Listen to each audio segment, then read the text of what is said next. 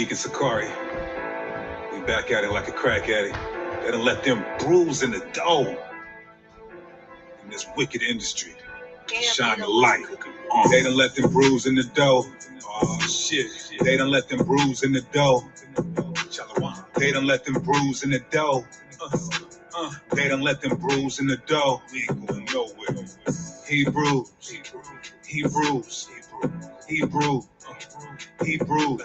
They done let them bruise in the dough.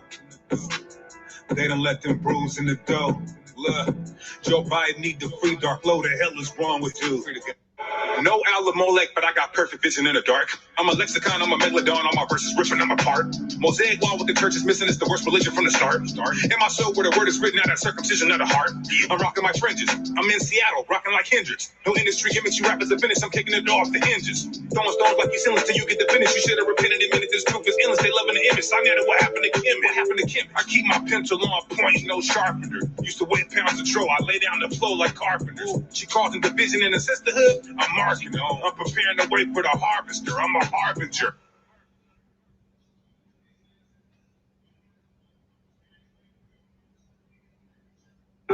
Cops hop out, we bail on them. Leviticus, I like my fish with scales on them. Ask Chief Ephraim, he could vouch. We be putting in the work while you sitting on the couch. Camp haters quiet as a mouse. Y'all ready? Shout out to my brother Austin Trout. Just as a reminder, if there's doubt, I wear every single fringe, even when I'm in the house. Do you have facial blemishes or acne, ashy elbows or ashy hands? Well, tap into a company called yapacreams.com. Bath salts, moisturizers to keep your skin smooth and soft. Brothers, you're struggling with growing your beard? Order their beard kit with the beard growth and beard oil. All kind of products support Israelite businesses. Tap in yapacreams.com. Get all your truth music at deaconsakari.com. That's 9 albums. We even got a couple free for y'all. Support the cause, y'all. I see a lot of haters. I knew it would come with it. Rap game full of evil and sin, and I don't want none of it. They bite my style. They just want to take it and run with it. Sakari Varsity Online Academy specializing in Hebrew apologetics. Come learn how to defend the gospel. Email sakariseattle@gmail.com. Limited registration. Well, you want to hit one list. You can call me the deacon. But just put the strong right in front of it. World of sin, sedition of men. I know the Most High is my ruler. My neighborhood full of drug deals, blood spills from fire and rumors. These niggas getting crazy. I seen them do a drop-by in the Uber. I tell them come back to the law, statutes, and commandments of Lion of Judah. But some people think getting.com, even your head wrap, stay dipped, stay brewed, dripping. All right, deaconsakari.com. All right, y'all, go to czyn.network. czyn.network. We done with Patreon. No more Patreon. czyn.network. You're going to get videos too hot for YouTube or early releases. So go sign up. Promo code Deacon Sakari. Promo code Deacon Sakari. Promo code Deacon Sakari. Not only do you get Deacon Sakari's content, you get Guerrilla Hebrew content, Hassad content, other camps putting their content on this platform. We need our own app, so sign up using promo code Deacon Sakari. czyn.network. It's our own app, our own platform. The white man can no longer subvert or hide or try to censor this truth. So sign up and get this heat. Promo code Deacon Sakari. Promo code Deacon Sakari. Promo code Deacon Sakari. CZYN. First, popping mollies and putting powder in your nostrils. We be in the trenches, needles under benches. We be giving them the gospel. I keep 12 Sakari members with me. We be moving like apostles. True, some sisters is dead traps, hair wraps, but just in the thought though. The church don't even know the truth. They can even tell you an Israelite. They're up selling you all the switches and the malt liquor or the Ishmaelites. You can show a nigga slave ships in the Bible, still won't get it right. Until the time's out, then a nigga gotta find out what them missiles like. All praises, y'all. All praises. All praises.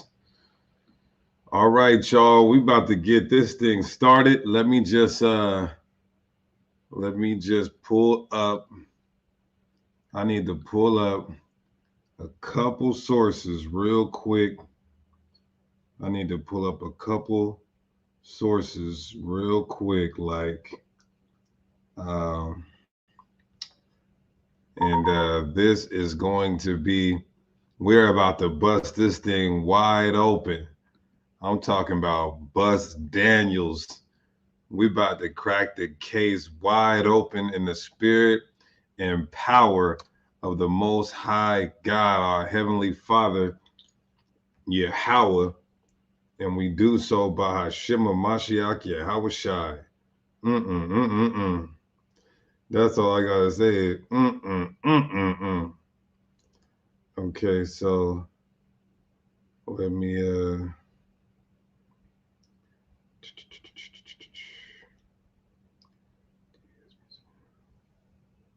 okay. Let me pull up. Let me share this too. We're about to crack this case wide open in the spirit of the living God. I might do this all week. I might just harp on this new information all week. Let me pull up one more. Let me get one more source. And then we're golden. Excuse me. Oh, excuse me. We are golden. We are golden. Okay, let me pull that up. Bam. Is that 11A? 11A. Okay. Boom. We're going to pull that up. And we're going to pull this up too.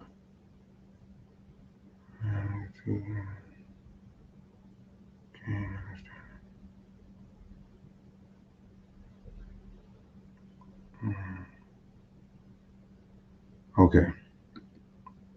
All right. We're good to go, y'all. We are good to go. All right. First and foremost, let's give all praises, honor, and glory to Yahweh. And we do so by Shema Mashiach Yahweh Shai. I need everybody right now to hit that like button. I need everybody right now to hit that like button. If you need a high holy calendar, hit up the email xodus1715@gmail.com. xodus175@gmail.com. The water for y'all with the super chat. The water for y'all with the super chat. Greatly appreciate you guys, man. Like I said, when I'm done with this, I'm finna make some TikTok reels. I'm finna make some Instagram reels, some Facebook reels, some Twitter posts, because this information has to get out. This information has to get out. Now, we already knew they were converts. We already knew that they were converts, but we go to the Bible, of course. But now we have a source. We have a source from their literature. We have a source from their authoritative literature, the Talmud, which states that the Ashkenazim, their founding father and the founding family, were Roman Italian and converted to what you would call Judaism. And the reason why they call it Judaism is because if you practice the ways of Torah, then that's why they labeled it. So let's get started. Let's hear this doctor. Let's hear Dr. Henry. Let me get 1 second.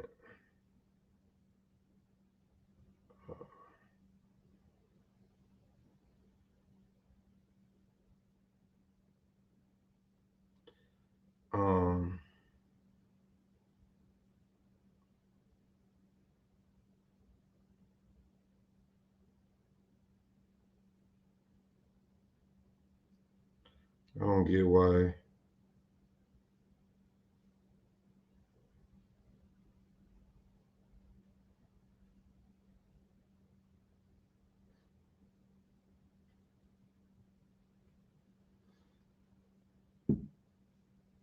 All right, so let's get him talking about it. Basically, this is Dr. Henry, who specializes in Jewish history. And when I tell you, I'm gonna be real with y'all.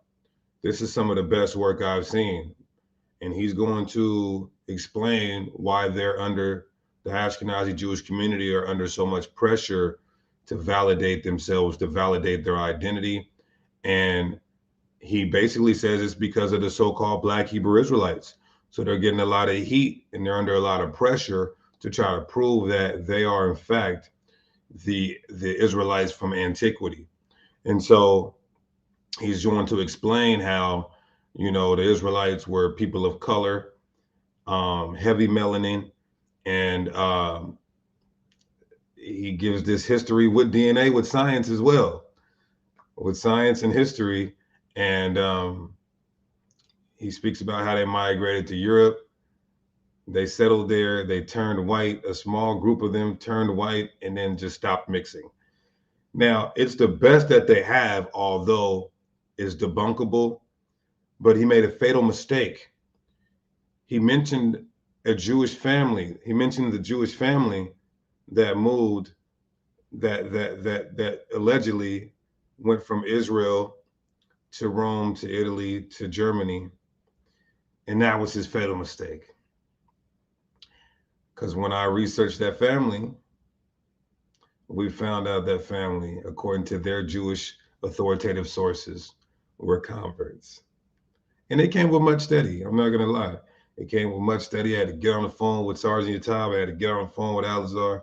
I had to get on the phone with Assad. We had to really crack this code. If this is the best they got, then damn it, they're getting knocked out with a backhand. Nigga ain't even got to throw them things.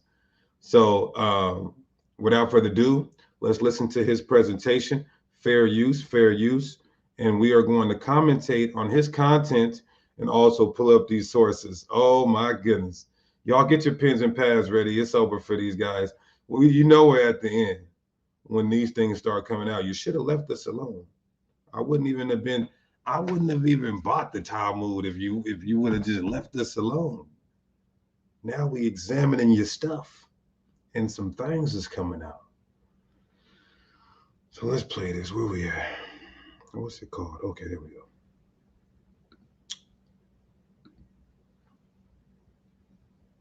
go. The political and social environment began to change over the last few weeks, we decided to shift this a little bit, and we're going to look specifically at the core issue that seems to be affecting so many people in a negative way in recent weeks, and that's the issue of color. I am going to avoid the term race because I feel that it's not a helpful term. It has very little scientific merit. There's, remarkably little difference between the races other than what we perceive on an exterior level. But Now, when we say race, we understand that's a modern construct, modern social construct, but really it should be ethnicity. So it is a thing. It is a thing. Ethnicity, ethnic groups, distinct people groups. Let's go. we do perceive differences in skin color, and unfortunately, we translate that often into some negative attitudes that are quite harmful. And I'd like to look at the issue of Jews of color, the history, the long and really important history of multiple communities of Jews of color. Today, we're going to start with the dominant society, actually, and we're going to look at the fact that Ashkenazic Jews have a color, and it happens to be in our society a fairly valuable color. It's white eligible, at least. So notice what he's saying, y'all. Basically, what he's saying is that the uh, the Ashkenazi Jews are the dominant. They're the dominant group. They're over 56. They're 56% of Jews worldwide. I want you guys to understand that. So what he's doing here, everybody, is He's admitting, and he's going to, you guys are going to hear him say it blatantly, that the Jews started off basically heavy melanin, and then a small group of them moved to Europe, and now basically he's saying the recessive gene, which it doesn't make any sense. This is how we know it was a family of converts who moved up there to create the Ashkenazim. You're saying that the recessive gene is now the dominant of the people? Make that make sense. So they started off of color. Then they went to mix with the recessive genes, and the recessive genes are now the dominant amongst the people group. Excuse me. Make that make sense, please. You can't scientifically agree. You can't scientifically prove that. That's laughable. But let's keep going. It gets worse. Like I said, just wait till we get about midway through. When we bring out the source, he's going to name the royal Jewish family. And when we bring out the source, it's over. It has been since about the 1940s, and hopefully we'll explore exactly what that means over the course of this lecture. But it is by no means the only color, and it is probably not the original color. As one of my... Oh! All you Jewish people who watch this channel, there's children that watch this channel, so I'm not going to say it. But all of you Black Christians, BLACC, bootlicking ass coon Christians, I will say that, because that's PG-13 for me. You guys heard it. Your daddy, the people you worship, the ones you say are the real deal, he just said that they are the original color of the Israelites is not that. And this is a prominent doctor, a specialist Ashkenazi Jewish man in Jewish history. I mean, he's decorated. This is Henry Abramson. For those of you who don't know, this is Dr. Henry Abramson, one of the most decorated Ashkenazi Jewish men. But he said it. Let's keep going. Colleagues at the university, a very inspirational Jew of color that I interviewed to get some sense of, like, you know, what is your experience like? How should I go into this talk? She said to me, you're going to have a very hard time explaining to Ashkenazim that Jews weren't necessarily always Ashkenazic. They weren't always necessarily white. And I'd like to point you to a passage in... And he said they weren't always white. You know why he's saying that, everybody? Because they've been knowing this. Archaeology, prophecy, history, iconoclasm. And not only that, their own Jewish literature says this. Because he looks German. Supposedly, this royal Jewish family moved from Italy to Germany. The Ashkenazi are from the German section, the German region. But in their Talmud, Nagaim 2 and 1, Rabbi Ishmael says the Jews are not white. Look at this. Where's it at? Rabbi Ishmael says the children of Israel, may I be atonement for them, are like boxwood. We looked up boxwood figures. Those are different shades of light brown to very dark brown. Boxwood bark. Neither black nor white. So it's saying not like a Hamite, not like an Edomite, not like a Hamite, not like a Caucasian. So now in 2022, you got this guy saying Jews were not always white because, duh, in the first century, he said no Jews were white. That doesn't mean there weren't converts, everybody. Notice what Rabbi Ishmael is doing here. Because remember, the white man goes back to Esau, Edomites. So the Edomites converted to our ways and culture during the Maccabees, about 200 years before Rabbi Ishmael even said this. So there were converts, but he understood you don't convert to an ethnicity or a nationality. So basically what he said is that there is no ethnically white Jew at his time in the first century. This is Rabbi Ishmael, first century Jew. He said, there is no ethnically white Jew. There may be some white converts who follow our ways, predicated on what the Maccabees did, but he said there is no ethnically white Jew. Now, 2022, there is so-called ethnically white Jews. Well, that's why the pressure is on for him. And he's saying, we got to figure it out. We got to look at some science. We got to look at some history. Now they're trying to explain how they went from basically black to white or dark to white. So let's go back. The remarkable itinerary of Benjamin of Tudela. This is a 12th century traveler who, as you can see from this map here, started out in northern Spain, the city of Tudela, made his way over the top of the Mediterranean through Provence and then down through Italy, all the way through the major cities of the Eastern Mediterranean, spent a lot of time in Israel, and we're not exactly sure of his itinerary, but he may even have rounded the entire Arabian Peninsula.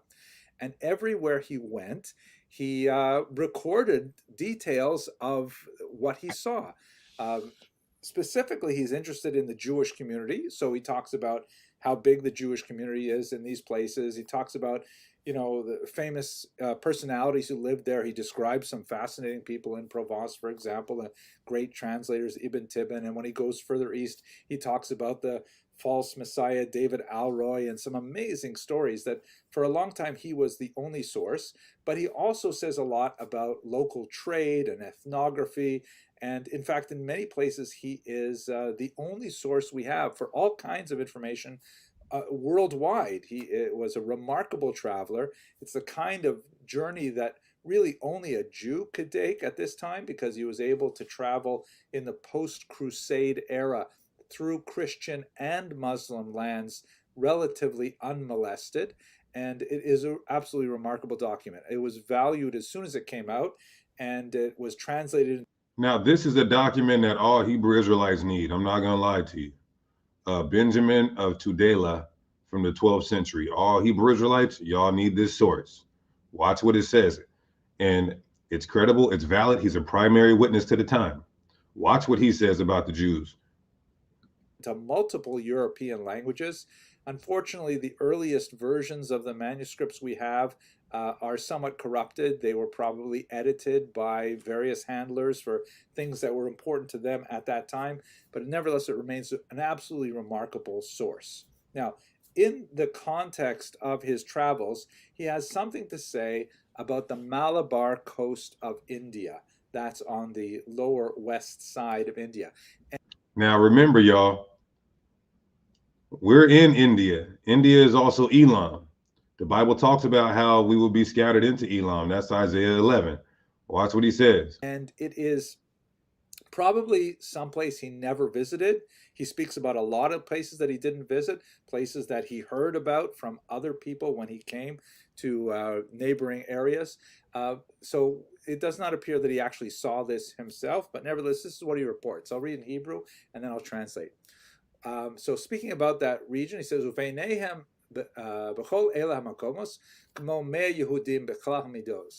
in those areas, there are about 100 Jews living there.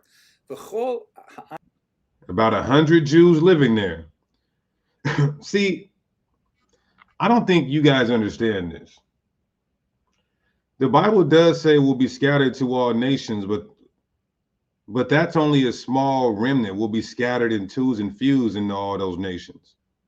But the Bible says the bulk of the Israelites, Northern Kingdom and Southern Kingdom, will be in the land of the North, North America, Mystery Babylon. That's prophecy, being oppressed together.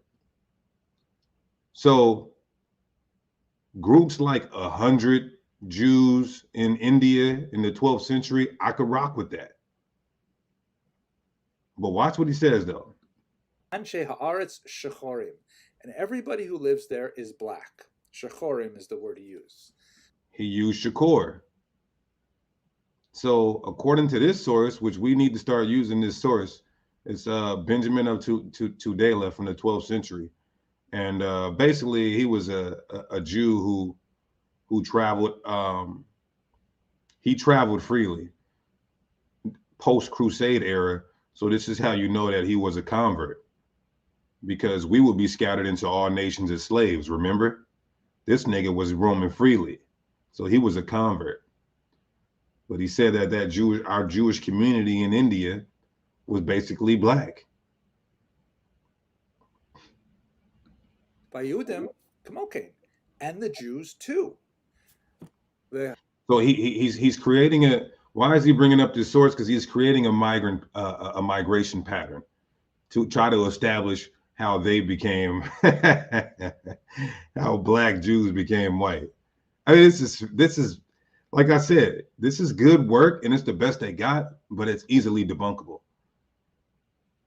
Well, wait till we drop the source, though. I want you guys to stay watching. I want you guys to all go use this, spread it on your. This truth is when Sakari finds something, we immediately give it back to the community. You understand? We immediately give it back to the community for us as a nation to circulate it and propagate it, right?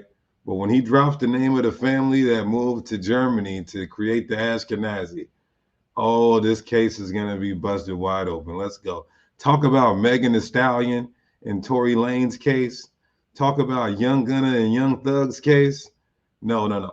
This case is about to be busted wide open. All praises, brother Ariella Sakari.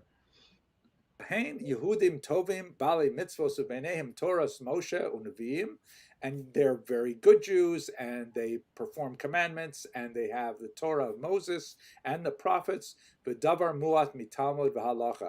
Very good black Jews. And they also have something of the Talmud and of the halacha. So here it is in English. Basically, he's talking about reported speech about a place he probably didn't visit, but he heard that. Isn't that fascinating?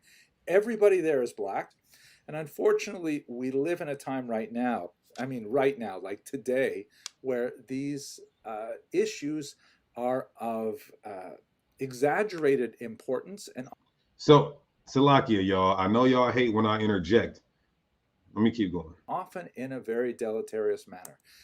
Many of us have been concerned by the apparent rise of the Hebrew Israelite movement. See that? I told you guys, they're under so much pressure from the Hebrew Israelite community because we're saying validate that you are the people of antiquity, that now literally, y'all, like I said, when I was talking to Alazar and Yatab and Hassad, it's like when y'all see the rest of this presentation, they found a grave site in Germany just 2 weeks ago. Now they're saying, oh, they got the DNA science back, and those bones from the Ashkenazi Jews from Germany in 1300 AD have Middle Eastern DNA. And so out of nowhere, they just have this history and science now to show how the Jews turned white in color. Well, we're gonna crack this case in the spirit of the Most High. Let's go. Which is a movement that has connections to Judaism, although at the same time also to Christianity. And normally this would not present any kind of challenge to the Jewish community. They are not the first, and I certainly think they are not the last group of people who believe that they are of Jewish extraction. And there may in fact be some. You guys hear that? Jewish extraction. Jewish extraction. But you just said you guys are an extension of us. You said that and you read it. But now we're the extension? We could possibly be Jews, we're the extension, but you just said that you are not the original color of the Jew. You said that. We're your father. If you are a Jew, nigga, we are your father. The hell are you talking about, son? Merit to that. That's going to be something we'll discuss in greater detail next week.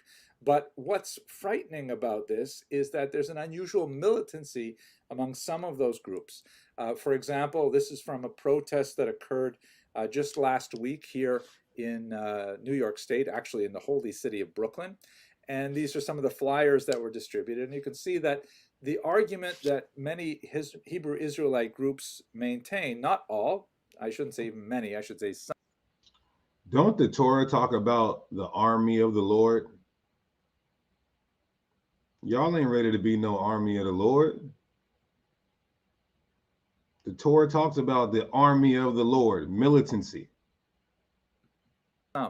They argue that they are, in fact, the quote unquote real Jews, and the other people who call themselves Jews, which basically means Ashkenazic Jews, are in fact imposters.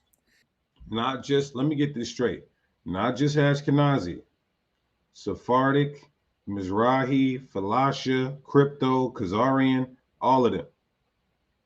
One lump. And more than that, there is a kind of like an evil motive behind these imposters who have striven to displace the true Jews. Well, there is an evil motive because it's been proven that people had hands in that slave trade. It's been proven that all the the record execs and the trillionaire families and the millionaires and the billionaires and the global agenda against our people, that's proven. That's a fact. Everything Kanye West said about that, not about him the other stuff he said, but what he said about that community and what they run and how they suppress and control our voice, that's a fact. So that is an evil agenda. And there's just a lot of nonsense going on with that. I myself can tell you that I've been an Ashkenazi Jew all my life, and I've never had any attempt to displace anybody else from their Jewish identity. Let's try and figure out that question. What does the... Of course, if you stole a house and you've been living in that house let's say you stole a house and then somebody next to you stole a house, you're not going to go next door and say, hey man, you got to get up out of this house. How hypocritical would you be? Because you're in a stolen house. So of course you won't try to displace somebody from staking claims of being Jewish. Duh.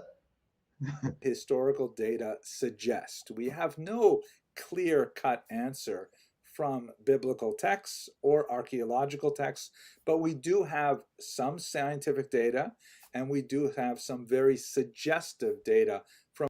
So now he's going into how the Hebrews or Israelites or people of color. Now remember, he's double talking because that's what snakes do. So remember how he read that source that says the Jews were black. Literally the Hebrew word shakor. Now he's going to try to say, oh, they were brown like Latinos. Well, guess what? We agree. But you're double talking. We're saying different shades of light brown to dark brown. That's what we're saying. That's what the Bible says. That's what archaeology says. That's what history says.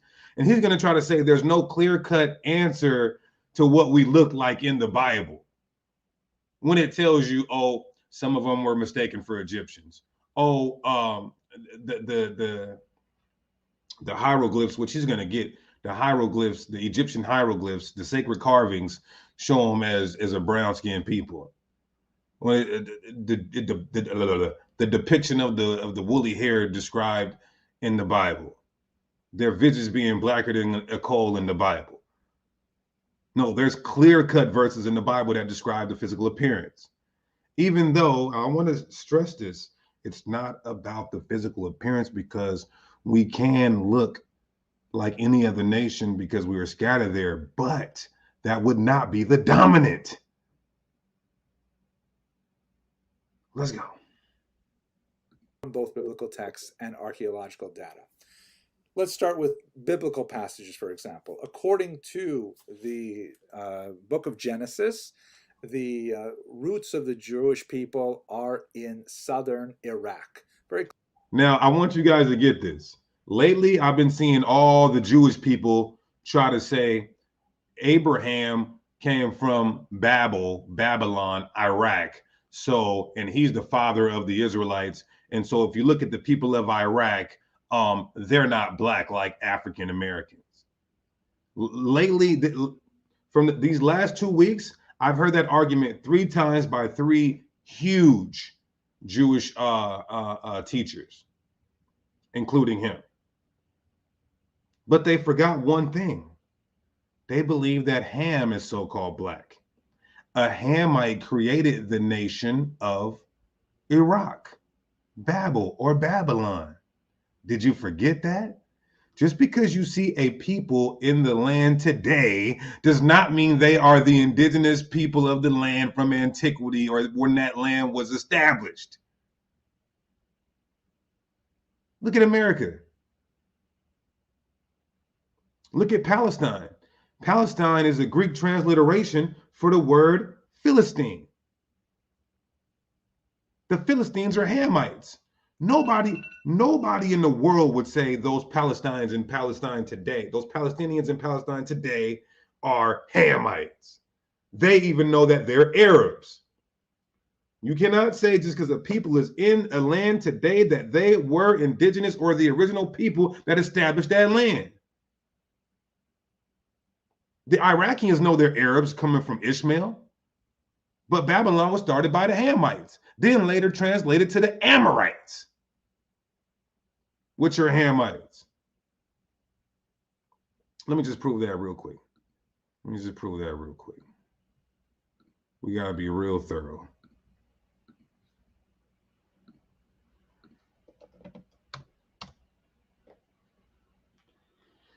Genesis 10, you'll see Nimrod.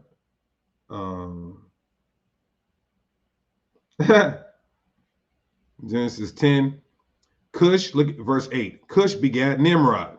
Cush comes from Ham. Those will be the Ethiopians. He was a mighty hunter. Verse 10, and the beginning of his kingdom was Babel.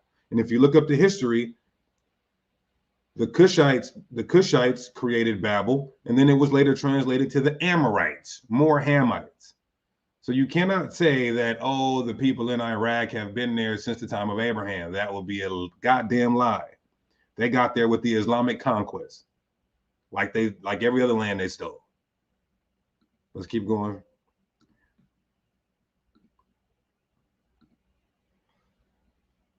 Kuwait, Abraham and his wife Sarah originate from the city of Ur, and that puts us down, right in the Persian Gulf region like that. Listen, y'all, even if we give them that, okay, let's say the Jews look like Iraqis, right? There's some pretty dark Iraqis. The point is you got to prove how these brown people turned white. And so this is what he's attempting to do. Let's go. Later on, several other family members who may already have come from Ur are married in from the region of Padan Aram, which would be in Syria.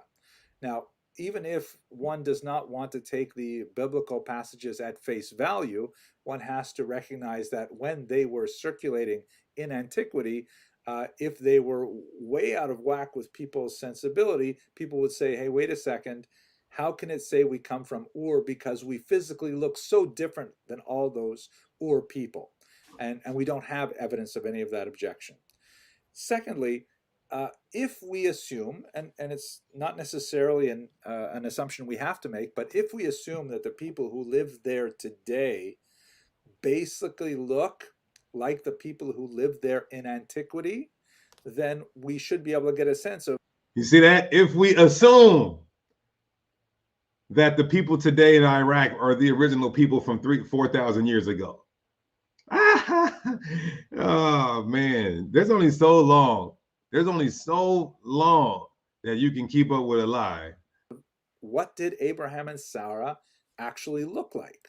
So this is what typical Iraqis look like today. And you can see that, they tend to have a little bit darker complexion. They tend to lean towards darker hair color, although the child on the right seems to have a little bit lighter hair color. I think they could easily pass for Hispanic in New York City, but basically they look Middle Eastern as we would typically think of Middle Eastern. Middle Eastern. You got people who look like you in Middle Eastern. Stop saying that dumb shit.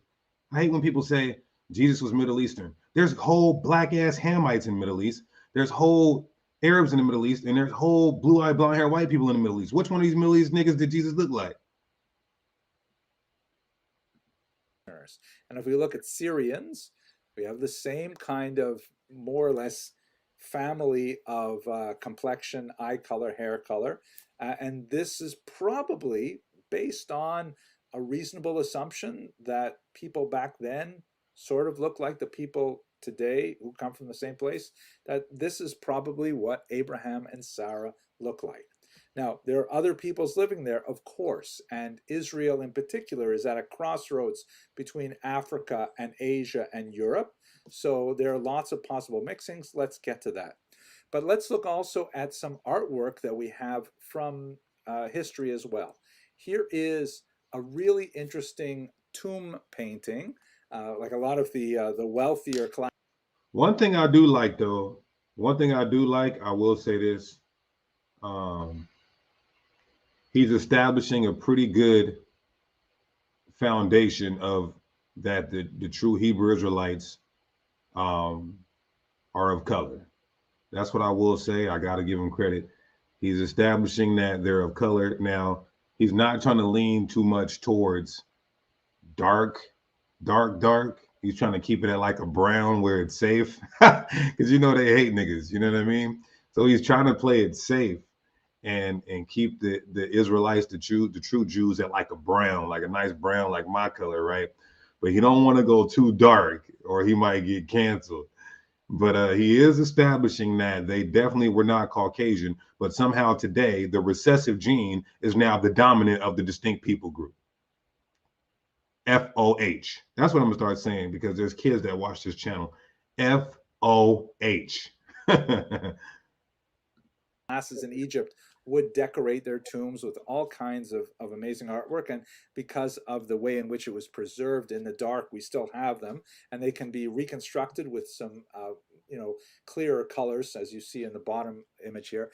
This is from 1900, before the Common Era, which would be although we don't have a really clear date of when Abraham would have made his way down to the land of Egypt, but it's definitely in this neighborhood.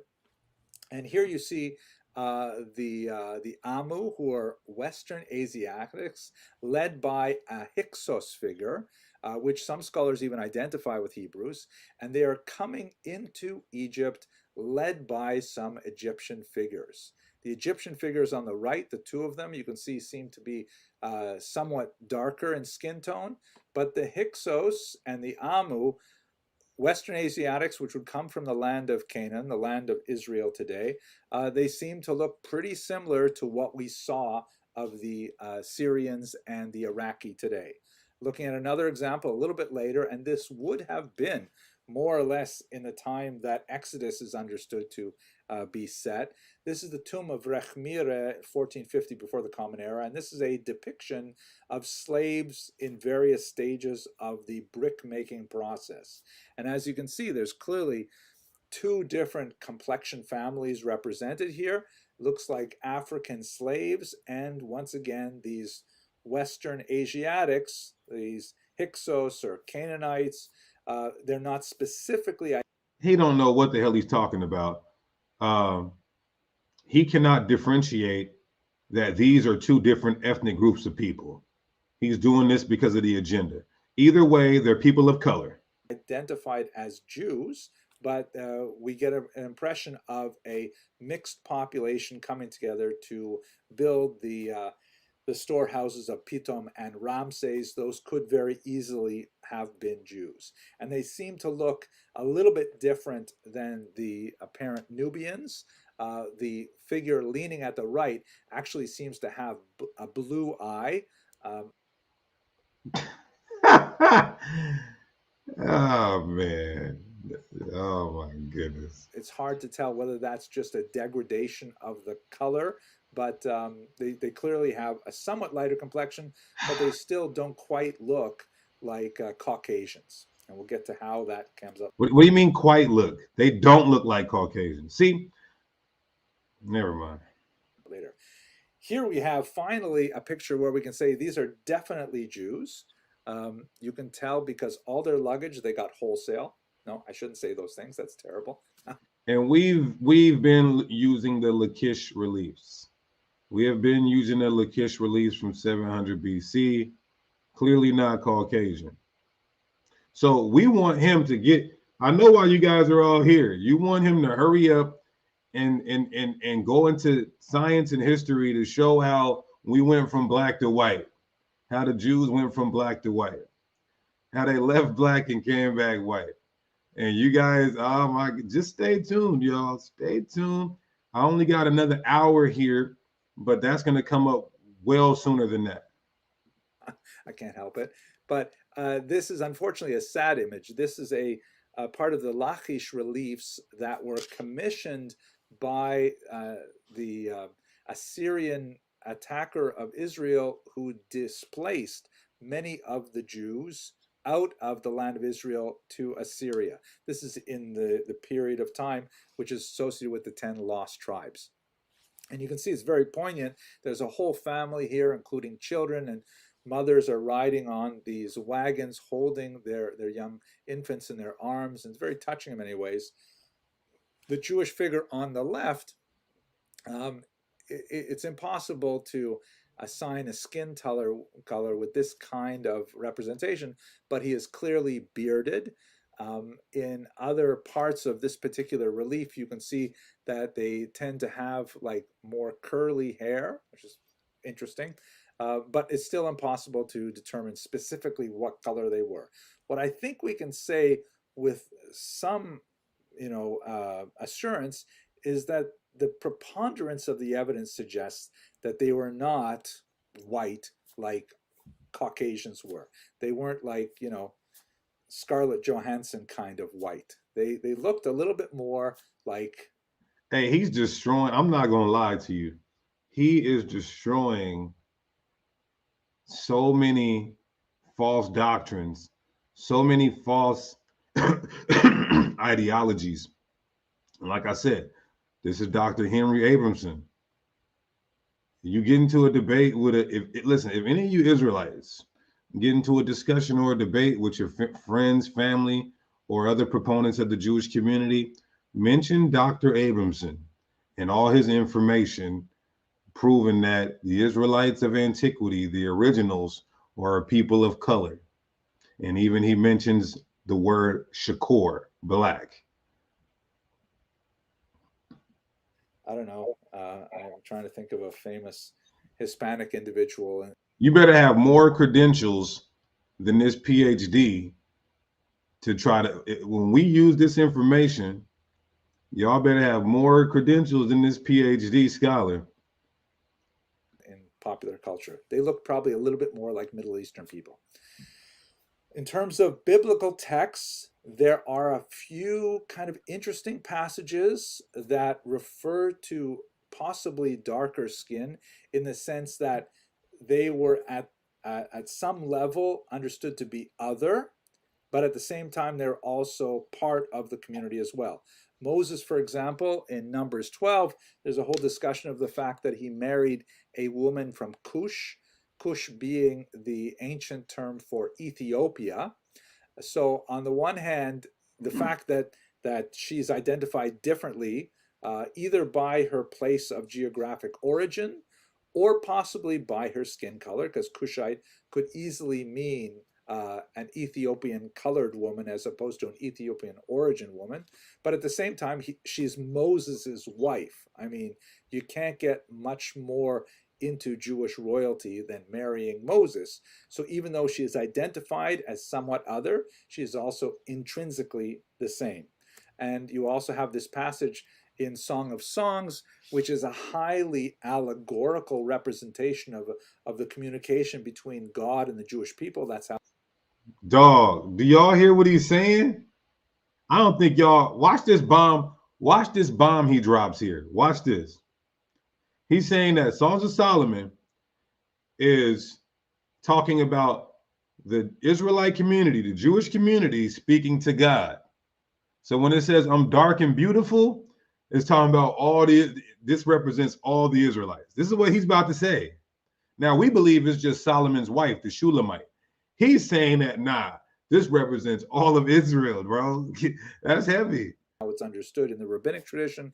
And this passage here, the figure representing the Jewish people says, Shechora ani v'na'ava, which is translated, I am black, but comely, or but beautiful.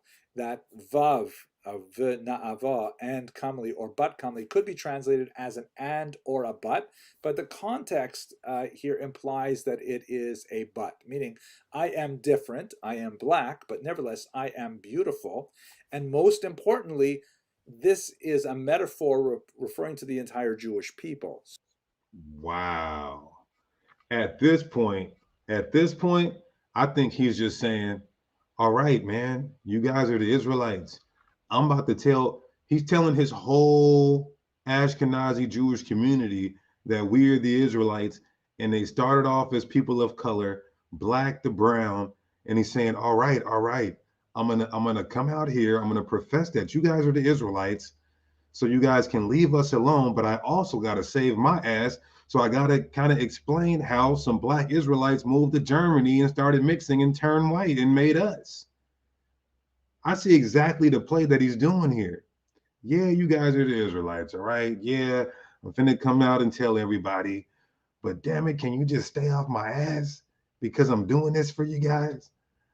Nah, this ain't good enough. You got to restore the pledge. We on your ass, Mr. Postman. So it's hard to be any more inside than that, despite the difference in skin color. So that's to summarize what we know. Hold on, we got a Jewish person in the chat right now. Jonathan Caslow. Jonathan Caslow, do you disagree with Dr. Henry? Yes or no? And don't make me bring you on here and slide your little ugly up. The gratitude to all the super chatters, greatly appreciate you. Do you disagree with Dr. Henry, Jonathan? I don't want to go in here and slide your little ugly up. Where you at?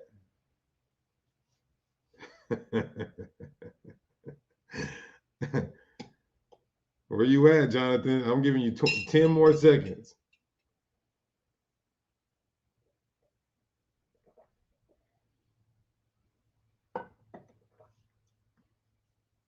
I know he heard me. Now he want to act like them big ass ears got plugs in them. All right, moderators, when you see him, you see, what do you say? Oh, I think you sound incorrect. I didn't ask you what the hell. I'm just repeating everything he said. Moderators, get this guy out of here. I don't have time for the uckery. Let's go. But you guys heard that bomb. He dropped a bomb. From the data about Jewish skin color based on, some common sense, some current ethnographic data, some biblical texts, and what limited archaeological evidence we have. So the next big question is, okay, how did Ashkenazim specifically become white eligible? Let's get to the more simple question. Okay, we know a little bit about how Jews became white eligible and how they were considered white in American society in particular, but how did they get this specific skin tone? I mean, here we go, y'all. Here's what you all came here for. Excuse me. Here's what you guys all came here for. The explanation.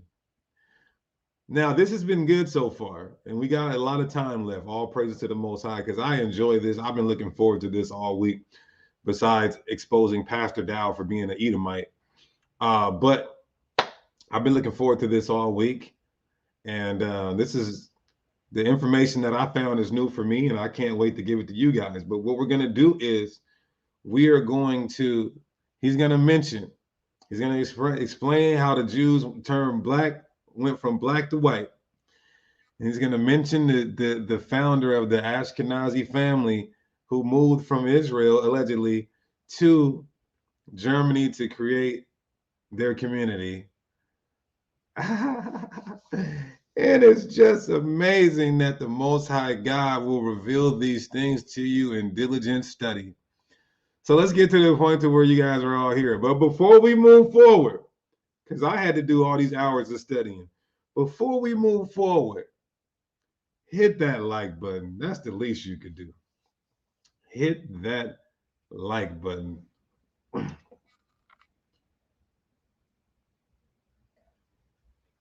Before I give you guys this gold, hit the like button. All praises. Let's go.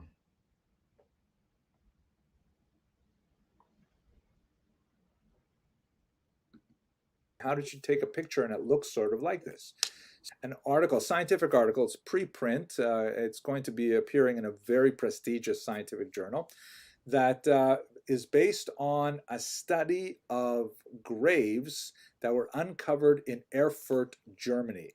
Here is a photograph of the site where the graves were uncovered, just outside the old city wall. You can see in the top picture, there's a big kind of like granary there, and on the right, there's the old city wall. And immediately below the granary, they found these graves. The article is by S. Waldman et al. There's about 30 people listed as authors, and it's genome-wide data from medieval German Jews show that the Ashkenazi founder event. I want you guys to hear it. He said it. He said it. The Ashkenazi founder event. The Ashkenazi founder event. That means they have discovered, coincidentally, during a time where we're pressing the hell out of them, now just all of a sudden, now that this Hebrew Israelite movement has blown up, they have found the Ashkenazi founder event. How convenient. Wow. All right, so let's keep going. Predated the 14th century. I'm going to unpack this very important title for you. But basically what they did was, here is a rare moment where you have an opportunity to study the DNA of individuals at a specific moment in time, and look at the unfolding of the genetic history of a people. And that's exactly what they did. They did so with great respect. S. Waldman and others are at Hebrew University. Many of them are at respected institutions, but they went to halachic authorities to ask, like, how are we allowed to study these bones? Because we have lots of questions that we can ask these bones, but there's a lot of halachic ramifications around disturbing. Can I tell you guys something real quick? I want to tell you guys something real quick, right? Just real quick. This history, like I said, if you look at the comments of his video, everybody's like, this is your best work. This is your best work. For face value, service level, it sounds really good. Matter of fact, I'll share you guys something, right? I ain't gonna say no names, but in Sakari, we do some. We'll call each other, and I'll say, okay, play a Jewish person, or somebody will call me and say, okay, Deacon, play a Christian. I want to see if this works. I want to see if this angle works. I ain't gonna say who, but I called. I'll just say I don't want to say who, but I called one of the brothers with this information that he's about to present. And I ain't gonna lie, I destroyed the brother, man. I destroyed the brother with this information that he's about to present. Because like I said, it sounds good when you first hear it. Now, if you have time to prepare and study it and fact check it, then it's easily debunkable. But when you first hear it, man, that shit sound good. I ain't gonna lie to you, gang. Well, let's go. Graves at all. So they received permission to study the teeth that were already dislodged from the skulls of their owners. Teeth in that matter are not considered part of a dead body. They aren't like intrinsic to it. They've already fallen off of the skull, so to speak. So they lovingly took these teeth and they analyzed DNA from there. They also did some fascinating things with analyzing the enamel of the teeth, and they were able to figure out some great things about their diet and the water supply and so on. But let's focus on the genetic material. The graveyard was dated fairly accurately to right about 1350. There was one person there who died from obvious violence of head trauma, but it does not appear that this was a graveyard that was, populated as a result. I want you guys to understand, because I know some of you guys are just like me. When the white man start talking, we zone out because we know they're telling lies. But to dispel a lie, you got to know their lie. I want you guys to listen closely. So again, he's talking about an event that happened 1300 AD. That's about 700 years ago. They found the Ashkenazi founder event, a grave site that shows which family basically came from Israel, black, got there and started mixing with the white Germans, and then created, the white Jewish community known as Ashkenazi. So that's where we're at right now. Let's listen close because we got to debunk this. Of an uprising connected. Now you could say this though, Salakia, y'all. I know I'm cutting in, but you could say, Deacon, to hell with that, man. All I'm gonna say is, it don't make no sense. That's not scholarship though. That's not scholarship, and that's not being thorough. I mean, we could all laugh and say, how did a one family of black people get to Europe and procreate with all them white people and then create the Ashkenazi Jews? That just sounds funny, man. That sounds unreal. We can say that, but that's what little kids would do. We got to debunk these guys thoroughly and scholastically. Because guess what? If you try to say, oh, he said only one family, it was just one family. You know what they're going to say to you? Well, we went into Egypt 70 souls and came out millions. So I know we think it's funny and laughable, but they could have an answer. Remember, an organized lie always beats a disorganized truth. So really, though we do make good points. Those are good points. Like it is laughable that a family of black people went up there and then they all turned white when you're only an Israelite by your father. And then you guys say you're only Israelite by your mother. So how could it be? Just don't make sense, really, biologically. But there's a key thing that he's going to say. There's a key thing with the history that blows this case wide open. And we're going to give it to y'all. With the Black Death, it was probably just a normal graveyard. And there were some people who, like this one individual of the 33 there, who did die as a result of violence, but most apparently died normal deaths. So what did they learn from these teeth and the DNA? Basically, they were able to date the founder event. I'll explain what that means. And let me move out the way here so you guys can see this. There we go. I'm finna put myself in the back, but you guys will hear me. So you guys can see this. Here's the founder event, and this is a genetic bottleneck. You guys are going to understand. You guys are going to learn today. This is a collegiate level right here. You guys are going to learn what a genetic bottleneck is today and the founder event. You'll learn this language because just like he's preparing, the video he did is pushing 100,000 views. And this is just from a week ago or two. And so he's preparing all the Ashkenazi community to be able to defend themselves, which is why that's what we're doing here at the Sakari. We specialize in Hebrew apologetics. So let's go. And it has huge implications for our question of Jews and color. So have a look at this diagram here, which shows a genetic bottleneck. The bottom end is earlier in time, and the top end is contemporary period. So here at the bottom, you've got Jews in ancient Israel, right? Jews living in the land of Israel for millennia. And then they have and at the very top, this is modern Ashkenazi Jews. me, and I assume a lot of people on this call.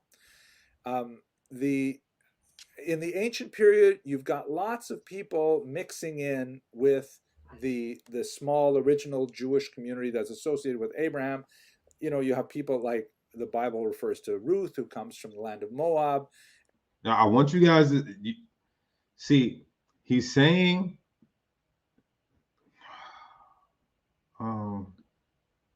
let me try to go back. And at the very top, this is modern Ashkenazi Jews. Me, and I assume a lot of people on this call. In the ancient period, you've got lots of people mixing in with the small original Jewish community. That you guys hear that? This is what you call a narrative. Man, I'm telling you, the devil is good.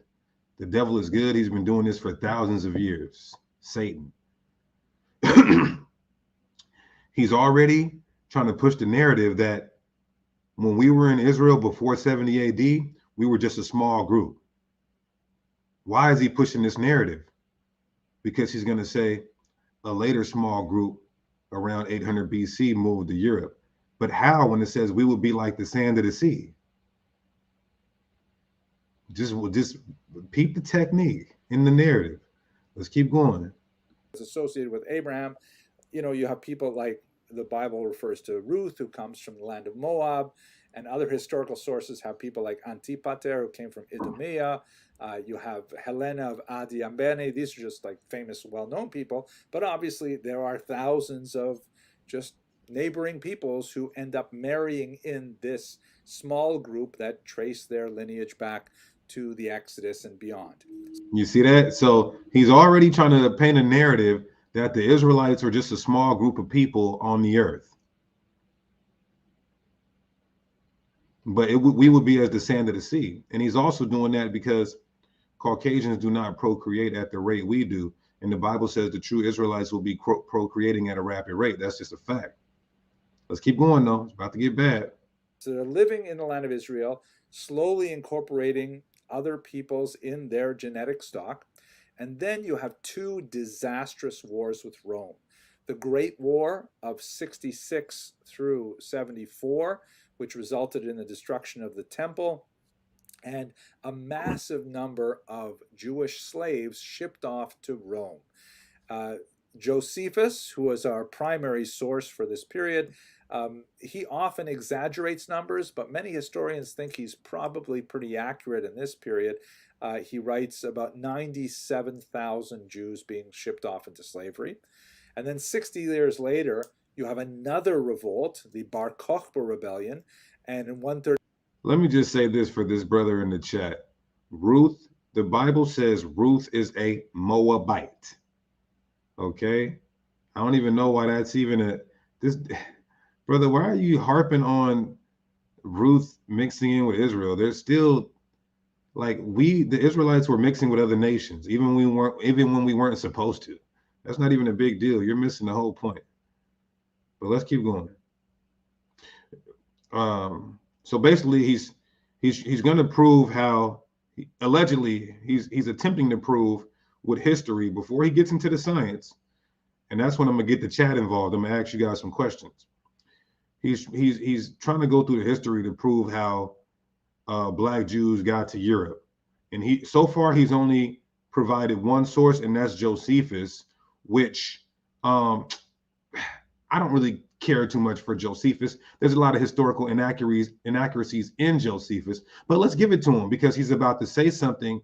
Remember, it's so hard to keep up with a lie because you got to tell another lie to cover up that lie, to cover up that lie, to cover up that lie. So his mouth is about to condemn him. So let's just give him that Josephus source. Let's keep going.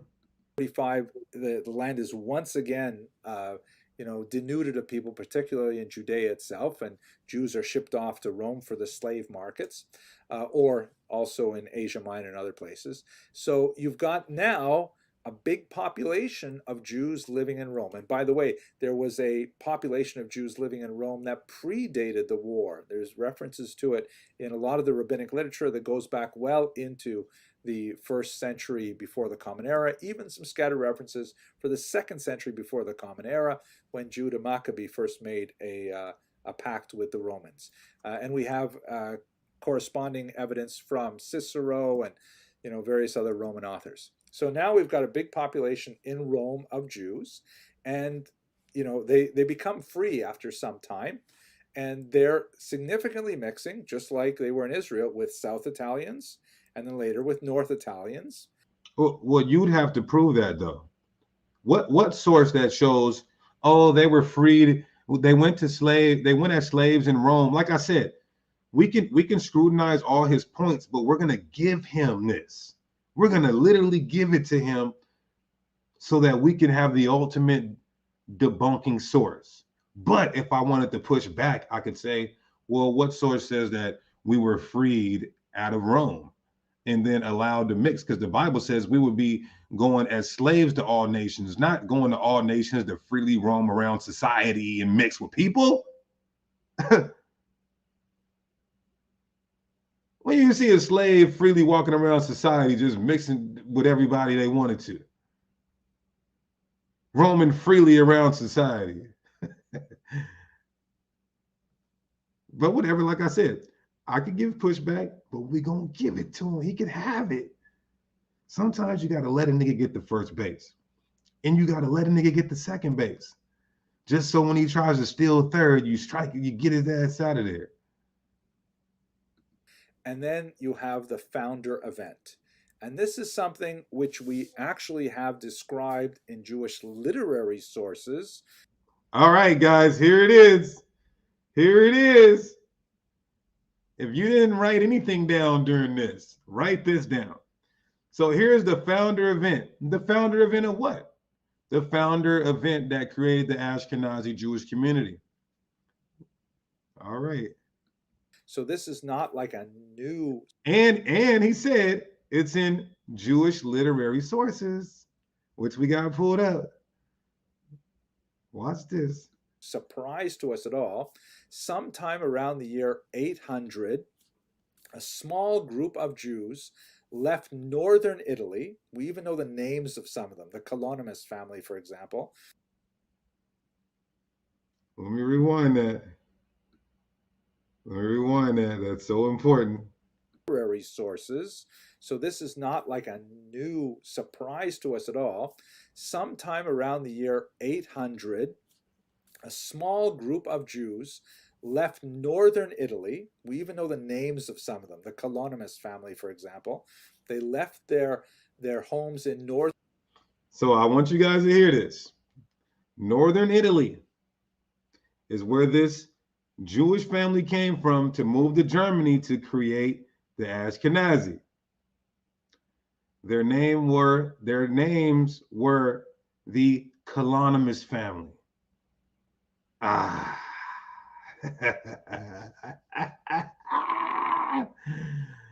Oh, God is good. Now, it's in Jewish history. It's in history, secular history too, that the Colonimus family are the founders of Ashkenazi Jews, the Ashkenazi Jewish community. So, before we move on, he shouldn't have said that. I would have never known about the Colonimus family if you never said that. But when you try to cover up a lie with another lie, your own mouth condemns you. Let's pause this real quick. All right, let's look up the Colonimus family. Colonimus family. For one, everybody, this is a Greek name. This is a Greek name. This royal Jewish family, so deep and entrenched in Hebraic customs, right? With this Greek name. Okay. Now watch this. Kalonymus or Kalonymus is a prominent Jewish family who lived in Italy. Now I want to say this. I want you guys to listen close. Who lived in Italy. He just did the genetic bottleneck that tried to assert that the Kalonymus family came from Jerusalem. Hello? Yes, Tazarah. The Kalonymus family is the founder, allegedly, according to history and Jewish literary sources, they moved from Italy to Germany to create the Ashkenazi Jewish community, which is now 56% of all Jews worldwide. This is their founder. Now, oh, that was a nasty slip up. That was a nasty slip up. Now listen, the sources do not say that the family existed anywhere prior or outside of Rome or Italy. It don't say they came from Israel to Italy. It don't say they came from Israel, Jerusalem to Rome. That's for one. Oh, he messed up big. I'm going to just tell you guys right now, we're going to get the sources. The Kalonymus family are actually Edomites from Italy. Oh, 1 second. Watch this real quick. Let me give you guys one source. I'm getting there. I got to warm you guys up. I got to warm you guys up. I got to warm you guys up real fast. Let me pull up something from the Sakari Varsity real quick. Let me pull up something from the Sakari Varsity real quick. Now, in the Targum, which are our Aramaic scrolls, the commentary on our Bible, this is what the Targum says about Lamentations chapter 4, about the Edomites. Look at what the Targum says. The Aramaic Targum, 1st century, Targum Jonathan. It says, rejoice and be of good cheer, O Constantinople, city of wicked Rome. I'm sorry, city of wicked Edom, which is built in the land of Armenia with crowds from the people of Edom. This is just a little bit of the Sakari Varsity. I can't get y'all got to sign up for the Sakari Varsity online academy specializing in Hebrew apologetics. But the point is that we have so many sources that proves that the Romans were Caucasian Edomites. But watch this. So this is a family from Italy, mostly in Lucca and in Rome, right? Because Rome is the capital of Italy, which after the settlement at Mainz and Speyer of several of its members took during many generations a leading part of the development of the Jewish learning in Germany. Watch this. The family is, according to many, considered the foundation of Hakmi province and the Ashkenazi Hasidim. They won't deny this. He just said it. He said the founder event was the Kalonymus family moving to Germany and creating Ashkenazim. Now, watch this. How can we prove that the Kalonymus family, this is just saying they're in Italy. Somebody might say, well, you had Jews in Italy. You had Hebrew Israelites in Italy. Now, that's true. But remember, he mentioned a source that said, oh, it's well known in Jewish literary that the Kalonymus family moved to Germany to create the Ashkenazim.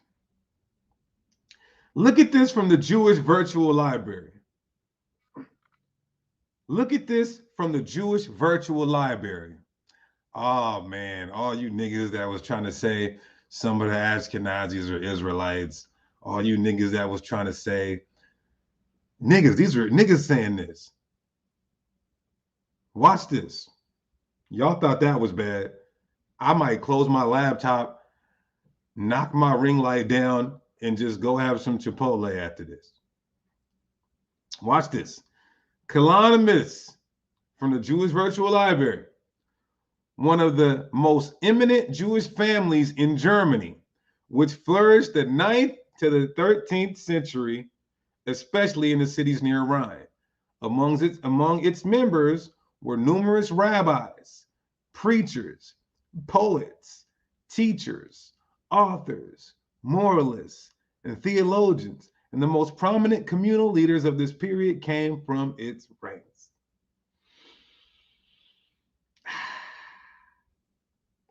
The origins of the family go back to the 8th century in Italy. Wait a second. I thought, according to Dr. Henry Abramson in the Genetic Bottleneck, no, these aren't the Khazarians. These aren't the Khazarians. Don't get it messed up because you're going to get your head busted wide open. Did the Khazarians convert? Yes, but these are not the Khazarians. I don't want y'all to get your head bust. But it is a coincidence that the Khazarians converted in the 8th century, and then the Kalanimis family, who was already converted before the 8th century, moved to Germany and started converting them people as well. Can you imagine that? Converts converting converts. Converts converting converts. Now watch this though. So the history does not suggest that they go back to Jerusalem like Dr. Henry said. But watch this. Although the name Kalanimis appears in Talmudic literature, the father of Onkelos, the great translator of the Bible, was, according to Obadiah Zerah 11a, called Kalanimis, and then in another source, he's called Kalanicus. I want you guys to remember that. Kalanimis and Kalanicus. This is the Kalanimis origin of surname. You can say it like this, Kalanimis. You can say it with a C. You can say with an O at the end, Klanimus, Kalanomus, and Kalanicus. Now watch this. So one of the oldest members of the Kalanimis family is Onkelos. And he's mentioned of in the Talmud, Obadiah Zerah 11a and Gittin 56b. Now watch what they say though, because they know they're in a body bag right now. It says, while Kalanimis is the name of many medieval families, Jewish families, its appearance did not always indicate a connection with the family described here. They're trying to cover their ass, but they can't, because this information on Onkelos matches the history of Italy and the scientific data. Now let's get the Talmud. Oh, DEF CON. DEF CON. Obadiah Zerah 11a. Onkelos Kalanimus. Onkelos Kalanimus. The emperor then sent another troop of soldiers after him to bring Onkelos and said to them, do not converse with him at all. The troops followed with instructions and took Onkelos with them. Right? Now watch this. Watch this.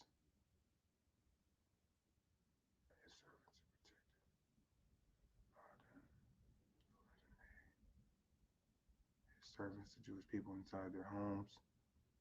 Hold on.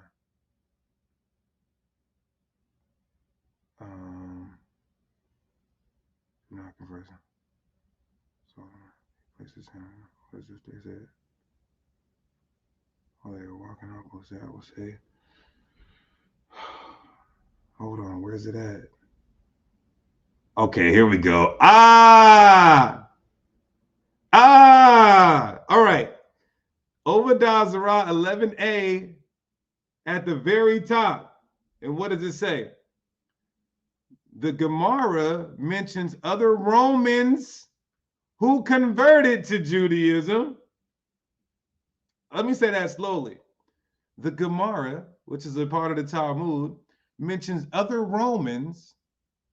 Remember, the Kalanimis family originated in Italy and Rome, its capital. Other Romans who converted to Judaism.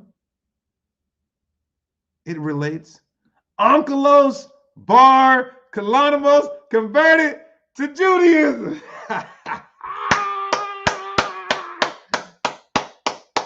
Oh, should we take a commercial break? Nah, let's keep cooking. Let's keep cooking.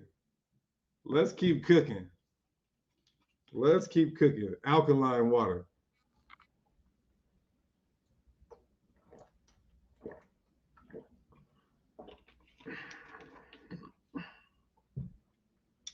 One second. Hello? All right.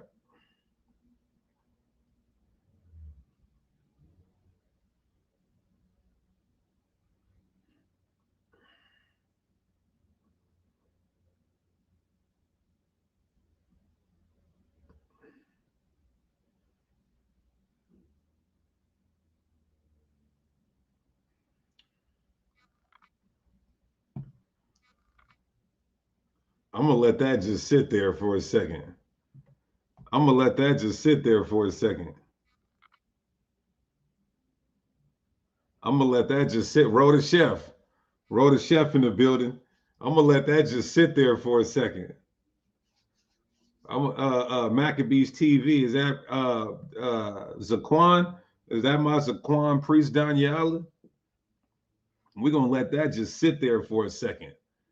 So remember, everybody, the founder event was the Kalonimus family moving from Italy in Rome to Germany to create the Ashkenazi Jews, who are 56% of the population of the Jews today. In their own sources, this is why we know how God is real. Our Heavenly Father is real. He's a living man. Because look at this. They try to hide things, and in the midst of hiding things, they get exposed. Because the first Kalonimus to convert is Onkelos, and he was a Roman in Italy. He converted to Judaism, and he was very fervent and adamant. In the history, it says he was teaching the rest of his family, the rest of the Kalonimus family. So that's how they became so-called Jewish practicing Judaism, and then became a flourishing family and moved from Italy, where they originated, to Germany to start the Ashkenazi Jews.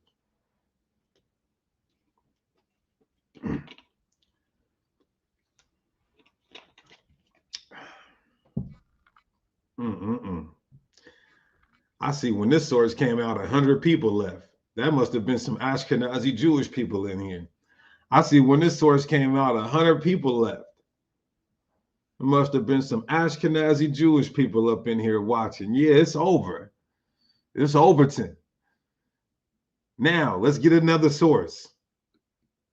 From the Jewish Virtual Library. Why would you guys do this to yourself? Why would you cheddar Bob Rhoda Chef? Why would they cheddar Bob themselves like this? Why would they cheddar Bob themselves like this? Let's go back to the Talmud. Now this is getting 56b, and we're gonna see the truth of the king. Watch this. We're gonna go down here. In the meantime, he arrived from Rome. Playing Vespasian. Be not distressed. Bear with me, y'all. This is equally as good. This is equally as good. Come on. I gotta go down here. All the way down, I believe. Hurry up. These Israelites are impatient. They want more blood spilled.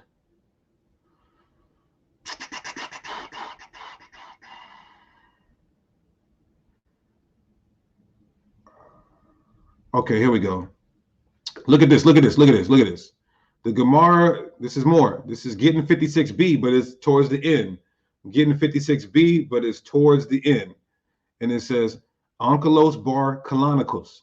Now remember, it's calling it Kalonikos, but we already proved that it could be Kalonimus or Kalonikos.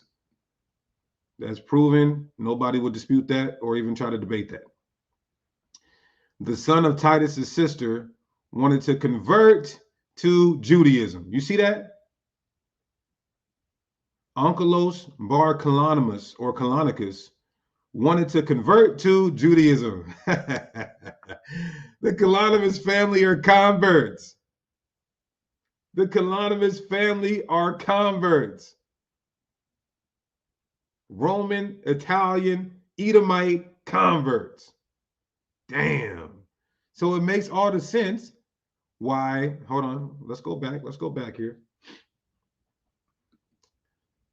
I'm gonna go back to that Jewish virtual library though. So it makes all the sense why you the Ashkenazi Jewish community look like that. Why? Because the founder event, your founding family, looked like that. Italian, Roman, Edomites. Makes perfect sense. All right. So now let's let it play some more. And then we got more heavy blows. And then later with North Italians. And then you have the founder event. And this is something which we actually have described in Jewish literary sources. So this is not like a new surprise to us at all. Sometime around the year 800, a small group of Jews left northern Italy. We even know the names of some of them, the Kalonymus family, for example. They left their homes in northern Italy and they made their way up to the Rhineland in contemporary Germany. Those people form the nucleus of Ashkenazi Jewry.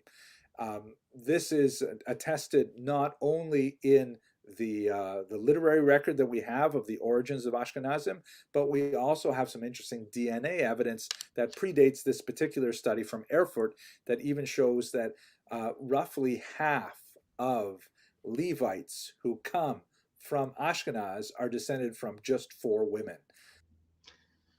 What is going on? Somebody said Esau is black. Let me put a link in the chat real quick. Let me put a link in the chat. If you believe that Esau is black and the white man is Japhet, come on here and get your issue real quick, fast, and in a hurry. Real quick, fast, and in a hurry. Everybody talking until I put the link in the chat. All right, what is his name? Ben Yehuda, you about to get drugged. Click the link. If not, you're out of here. Watch how fast this ends.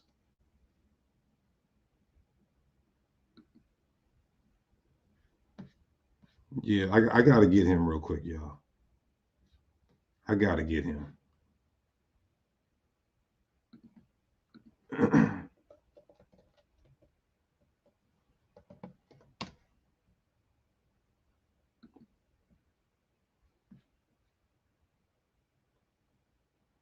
I got to get him.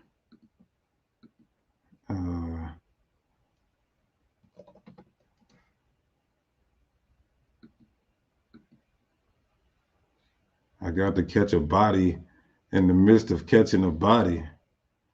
I got to catch a body in the midst of catching a body.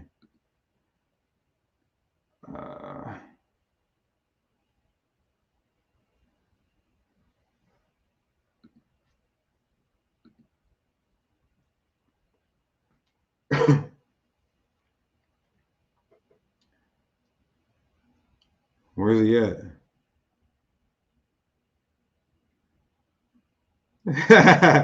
Somebody said vocab is a Kalonymus. Vocab might be a part of the Kalonymus family. Vocab might be a part of the Kalonymus family. Hello? I'm about to do it right now. All right. 1 second, y'all. Yeah, I don't see you. Where you at, brother? If you can't get on here, that's fine. Just don't type false doctrine in the chat. I mean, you could go start your own channel and you could go teach that over there. He's gonna say Esau is a black man. That's so racist because God said he hates Esau. So I want you to go teach that God hates black people. God hates black people.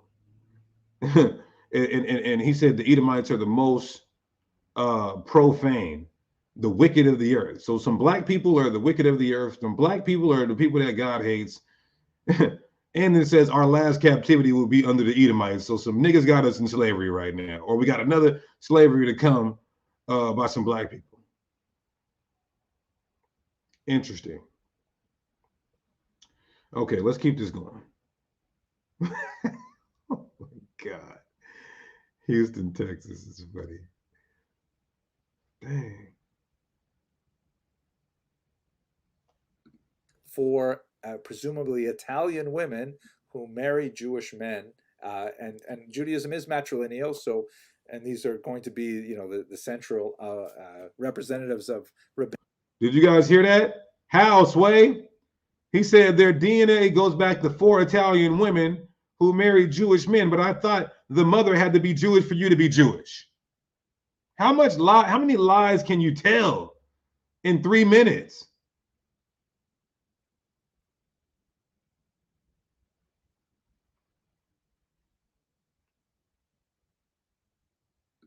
culture, so we assume there was some conversion going on there. But anyways, let's go back to where we are here.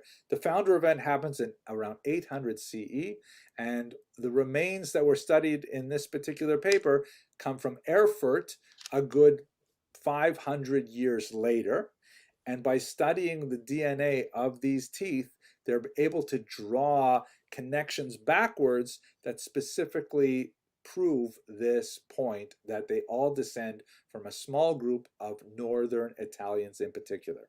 One thing that is not supported by the data, and I don't want to go down a rabbit hole here, but their anti-Semites in particular are very enamored with this thesis that Ashkenazi Jews have nothing to do with the Middle East at all, that they are actually a Central Asian people called the Khazars. We do know that there was some weird event that happened in the 8th century where some Khazars apparently converted to Judaism. It's fascinating, not for us today to go into great detail, but the Khazarian thesis, which is advanced by people who want to try, frequently advanced by people who want to try and undercut the Ashkenazi.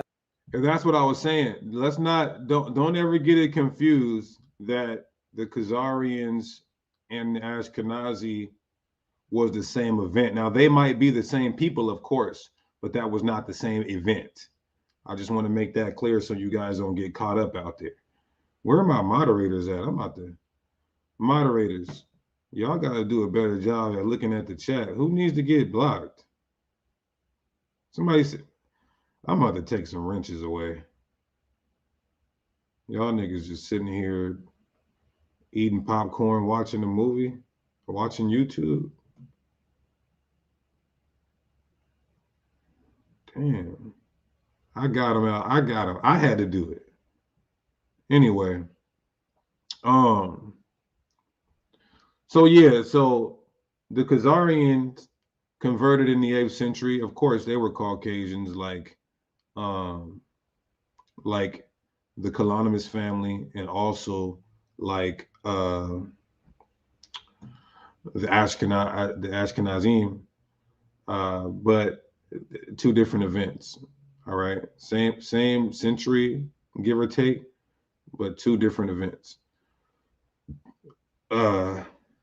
So he's getting ready to go into the DNA. Let's take a look at it. Connection to the land of Israel and the biblical peoples argues that modern Ashkenazim are actually these real imposter people, these Central Asians who pretend to be connected with the biblical past. The DNA data in this study and in many others simply does not. Now, nobody is saying the water Israelites over everybody. Nobody is saying that you guys don't come from the Middle East, because Esau comes from the Middle East. So, hey, we don't care about your DNA. Your DNA going back to the Middle East does not prove that. Watch this, listen. Support that at all, along with linguistic data doesn't support it, and ethnographic data and historical records. So it's just one of those crazy flat earth kind of theories. Bottom line, what exactly are the Ashkenazi Medim? Have a look at this map here. This is a DNA mapping trajectory of migrations that was identified in a fascinating earlier study by a man named Behar. And the Erfurt data confirms this basic model, that big purple line represents the huge chunk of Jews leaving the land of Israel, probably around the 1st and 2nd century, making their way through Italy. There's a big Italian chunk in this story, and then up into the heartland of Germany, where they form the nucleus of the Ashkenazi community. And from there, and we just debunked that because the DNA does not match that at all. But let's have them get to the DNA part. There, they spread out to the east. In particular, that's where the Russian, Lithuanian, Polish, Romanian populations really expand, and from there they'll come to America later. There are some Sephardic admixtures. You can see there's some green lines there that suggest other routes of migration across the coast of North Africa, and this is not accounting for every. Yeah, put a 1 in the chat if you're Jewish. I like that, Linzel. Put a 1 in the chat if you're Jewish. A single Jew, but it does speak to the Ashkenazim in particular. And what do the numbers look like? When you study the DNA of these Erfurt Ashkenazi Jews, who, by the way, and this is the lead story that appeared in the Times today, are remarkably similar to modern Ashkenazi Jews. In fact, modern Ashkenazi Jews have a much narrower spectrum of DNA than the Erfurt Jews. They come from a broader group. Now, you guys see that? Look at the DNA results. Look at the DNA results. I want you guys to see. You see that? 15. So from the 13th, that grave from the 13th century, the results are that it's 45 to 70% Italian, which matches the history, which matches their forefather Colonimus or Onkelos, which is a Roman Edomite convert, right? Now, the Middle Eastern DNA from those bones are 15 to 45% Middle Eastern. Now, it's so disingenuous that this doctor would try to say that because it says Middle Eastern that it's Israel, that they're Israelites, when there are many different ethnic groups in the Middle East, which is why it's called the Fertile Crescent. Hamites are there, Ishmaelites are there, Israelites are there, Edomites are there, Moabites, Ammonites were there. You see? Right, logical fallacy. So watch him break it down. Watch the lie. About 15 to 45% of the DNA of those Jews in 1350 was from the Middle East. But a large chunk, 45 to 70% of the DNA of those Erfurt Jews came from Italy. Slightly different balances between South and North, slightly different proportions between the two communities of Jews that are represented in Erfurt, but this tells the whole story about the lighter complexion. Ashkenazi Jews look lighter skinned primarily because they passed through Italy over the course of 800 odd years before they decided to make their way up to Germany. Once they got to Germany, they basically didn't intermarry at all, or a very, very small number of them. Huge level of endogamy that resulted in the white complexion. Do you hear that? First of all, the Moors had already raped and had sex with almost every woman in Italy, virtually changing majority of the phenotype of those people. That's for one. For two, he said Israelites were mixing 3,000 years ago. Then they were mixing in the 1st century, and they were mixing for 800 years. And then when they got to Germany, when they realized that they had turned from black to white, they say, let's not mix anymore and keep white purity, even though we know our original color was black. The caucasity. The caucasity. Lord in Christ. Oh my goodness. Imagine that. So we were just mixing and mixing and mixing. Then when we finally turned white, we said, hey, let's not mix anymore to keep our white purity. And that's how you have 56% of the Jewish community worldwide are Ashkenazi Caucasian.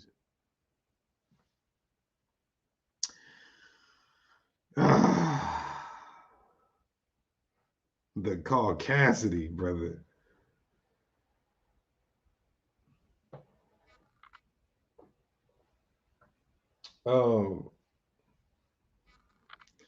Let me do something real quick though. Let me put a link in the chat for. I see we had a couple Jewish Ashkenazi on here.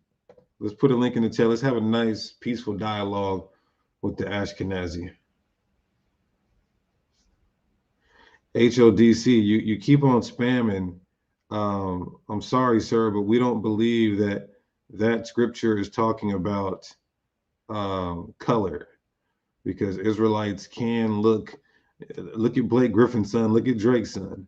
So we don't hold to that understanding according to Isaiah 29 and 22. Furthermore, let me help you guys out. Let me show you why you should never, and no disrespect, but I'm just trying to help. I didn't see people get their whole heads taken off with Isaiah 29 and 22. So I want to just help the community. Isaiah 29 and 22. This is why you got to do something called comparative translations. Look at this. Let me just bless y'all real quick. Let me bless you. Now look at when you do comparative translations, right? And you can look at the word for pale in the Hebrew. It literally means green, not like light skin. Now look at this. Look at this. Isaiah 29 and 22. But let's say people go here to say Israelites can't look light skin. They got to look like Bernie Mac, because some Negro onlys who are the most retarded, they use this verse. But look at this. Look at all the translations. Jacob will no longer will Jacob be ashamed. No longer will their faces grow pale. So this verse, if we're going with this pale meaning lighter skin, this says that they wouldn't do it no more, but they were. Don't make no sense. No longer meaning they were, or they have been. So what are you guys saying? They went from light skin to dark skin? Then you sound like the reverse of this Jewish man. My people will no longer be ashamed or turn pale with fear. This is not talking about a literal description. Jacob shall no more be ashamed. Shall no more shall his face grow pale. It's talking about how he's not going to be ashamed or be in fear anymore. Not that he's not going to be light-skinned anymore. Even the KJV says that.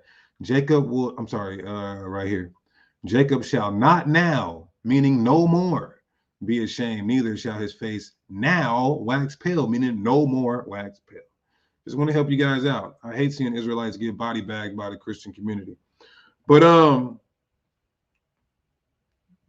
what do you say? All praises to the Heavenly Father, y'all. I hope you guys enjoyed this. I had to really work hard on this, and we had to go into some history, look at the DNA. Nobody clicked the link today. That's fine. I got too much blood on my hands anyway. I don't want to catch another body. I want to be peaceful for the rest of the night, enjoy a little small cocktail of Casamigos, possibly, Lord willing, and just relax. You understand? Children are gone for the weekend. Might turn some Marvin Gaye on and some Tony, and do it like that. Tune in to Sakari main channel. They're going to be going in tonight on the whole Megan Thee Stallion and Tory Lanez ordeal.